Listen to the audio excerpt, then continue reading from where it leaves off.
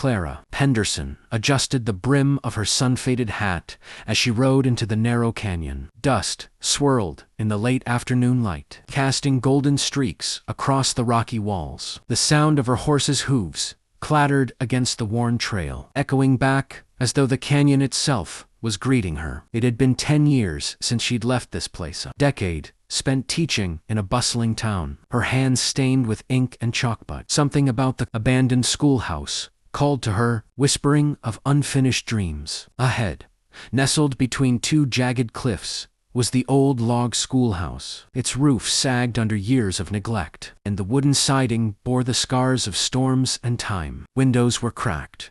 The door hung on crooked hinges, but to Clara, it was a beacon. She remembered the laughter of children, the scrape of chairs against the floor, the smell of chalk dust mixing with fresh mountain air, and she was determined to breathe life back into it. Clara Henderson. A deep voice called from behind. She turned to see a tall, broad-shouldered man descending from a ridge. Adam Carter. His dark hair was tousled by the wind, his skin tanned from endless days. Guiding travelers through the unforgiving mountains, he had been the one person who'd shown her the secret trails through the canyon, the hidden springs, and the stars that guided weary pioneers home. Adam, she said, a smile tugging at her lips despite the tension curling in her stomach. I wasn't expecting you. I heard tell someone was fixing up the old school, he said, his gaze lingering on her as though measuring her resolve. Figured I'd see for myself. She felt a familiar warmth, the kind that had always been there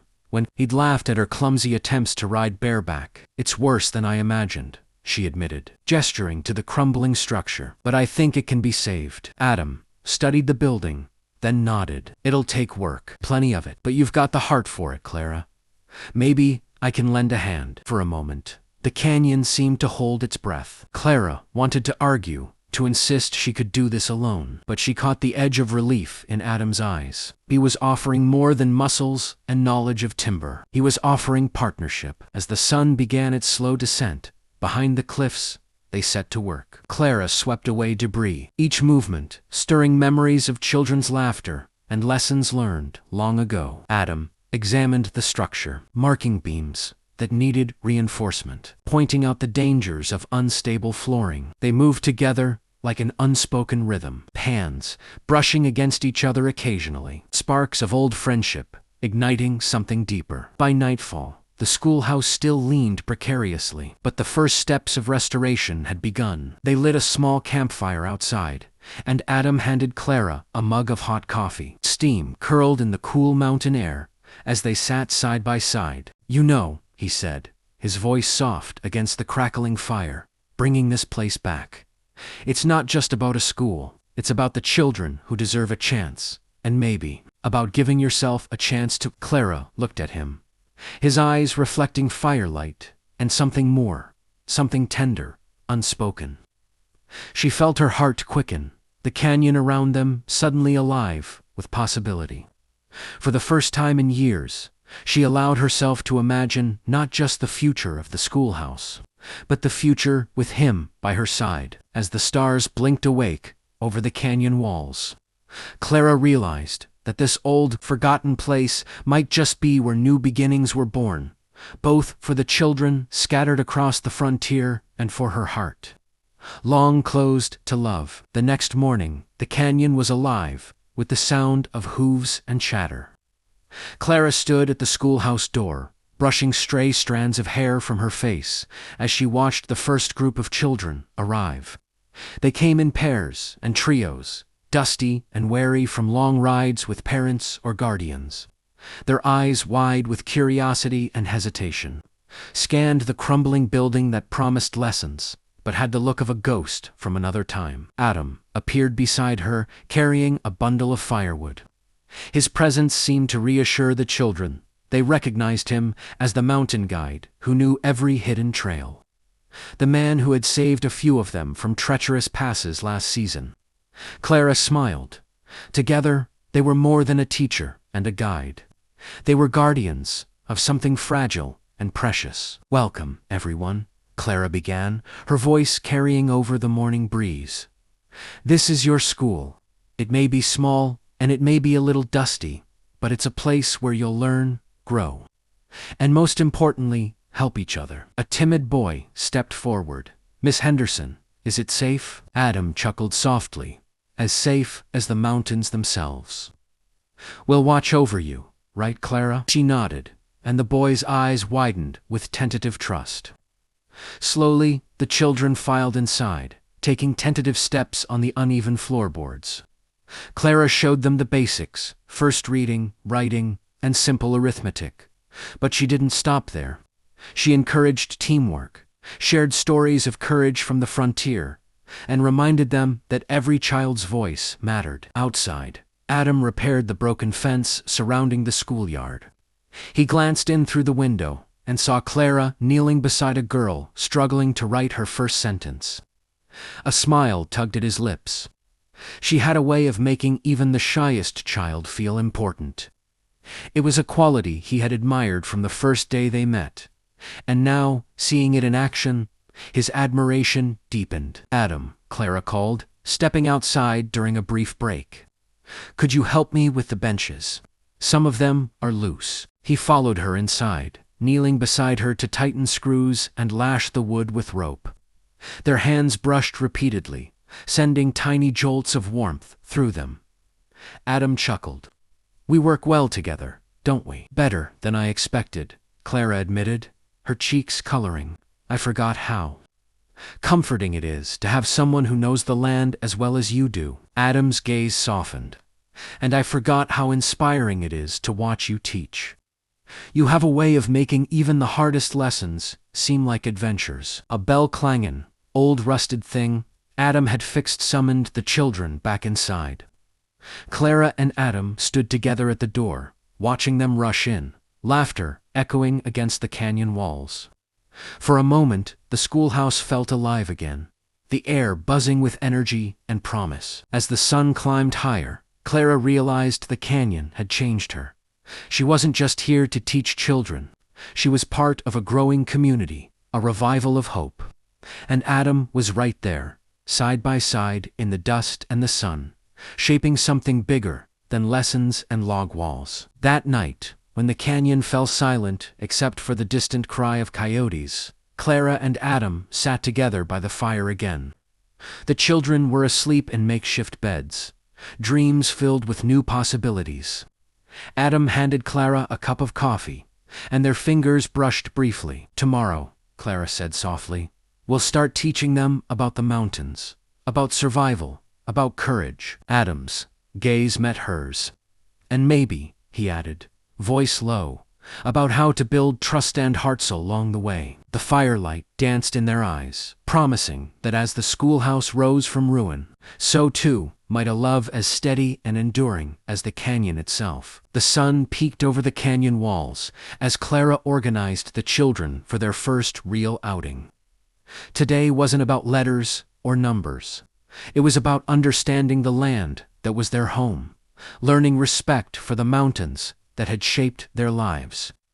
Adam had insisted on accompanying them, a decision Clara agreed with, knowing his guidance would keep the children safe. "Remember," Adam said, his deep voice carrying over the morning breeze, "the mountains can teach you lessons no book can.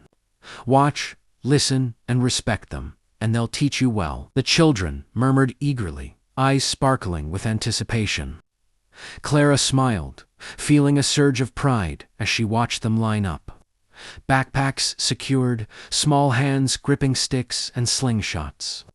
There was a thrill in their nervous excitement, a sense of adventure that mirrored her own at that age. They began the ascent along a narrow trail. Clara walked beside little Elsie, who was struggling to keep up. "Take it slow," Clara said gently, guiding her down a safer path.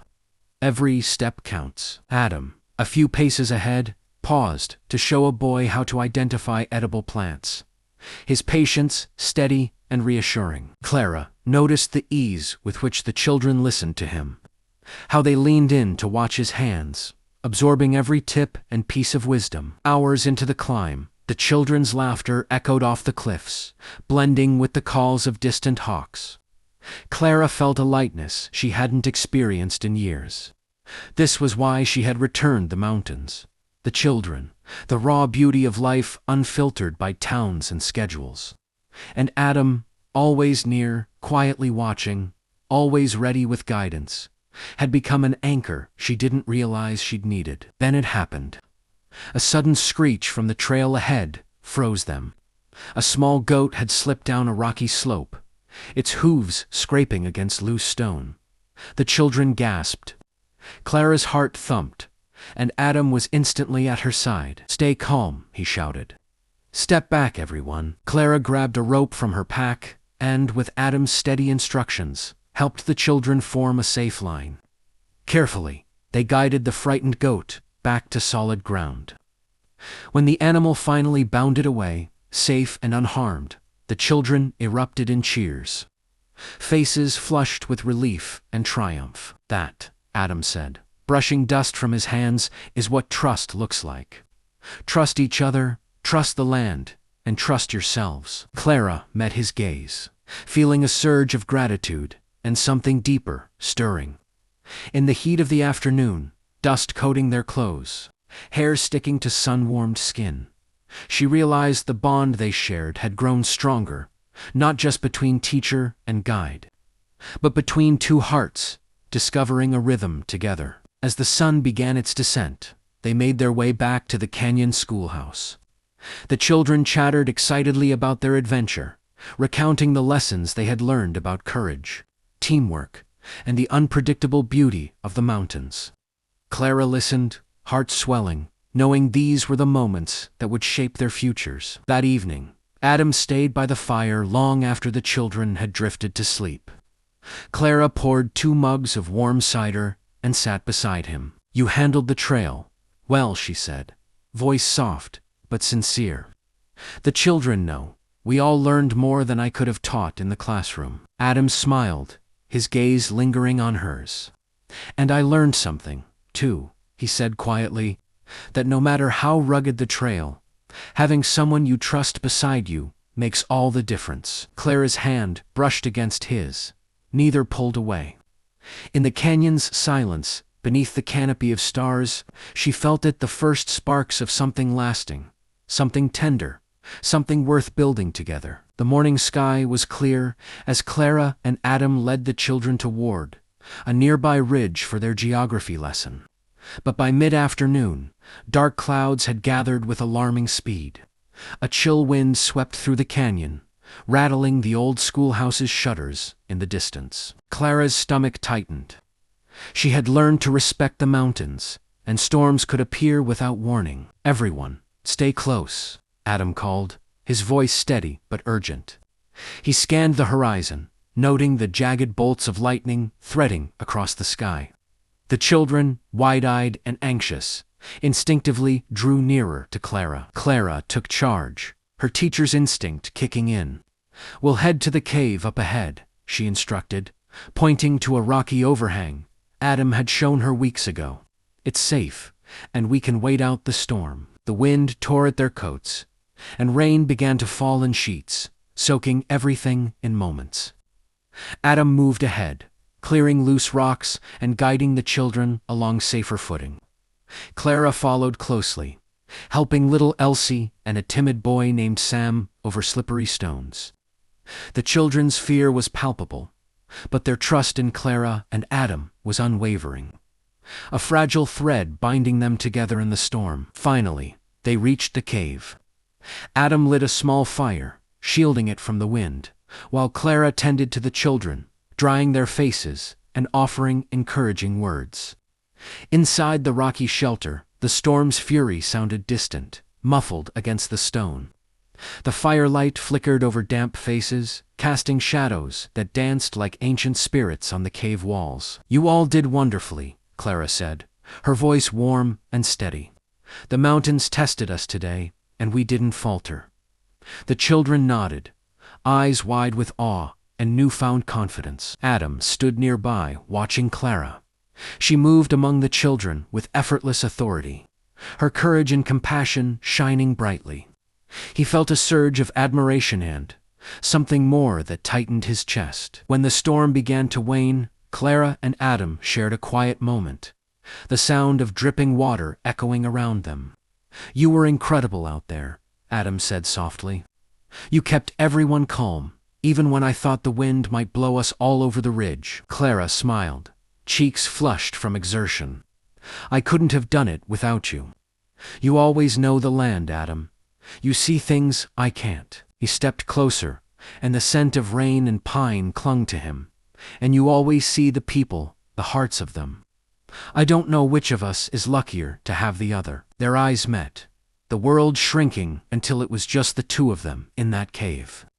The storm's remnants washing over them, but unable to touch the warmth growing between them.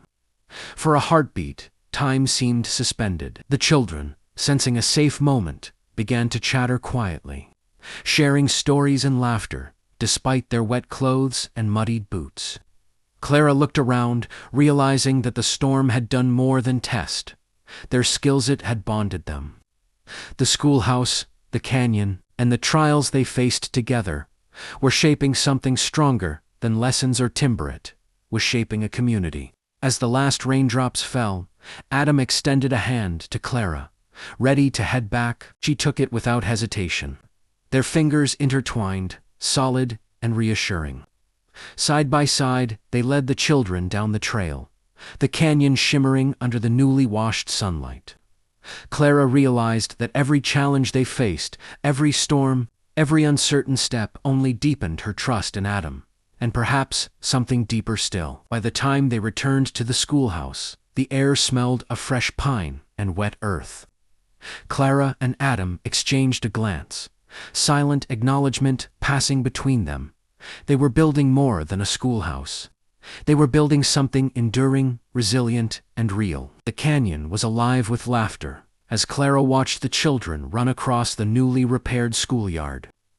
The old log schoolhouse, once sagging and empty, now stood proud, windows gleaming, freshly swept floors, echoing with footsteps and chatter. Each plank, each nail, was a testament to weeks of hard work, determination, and shared vision. Adam leaned against the doorway, arms crossed, a small smile playing at his lips as he watched Clara kneel to help a group of children with a spelling game. She looked radiant, flushed from the morning's activities and the sun warming her back. Seeing her there, completely in her element, made Adam's chest tighten with something he hadn't fully acknowledged until now.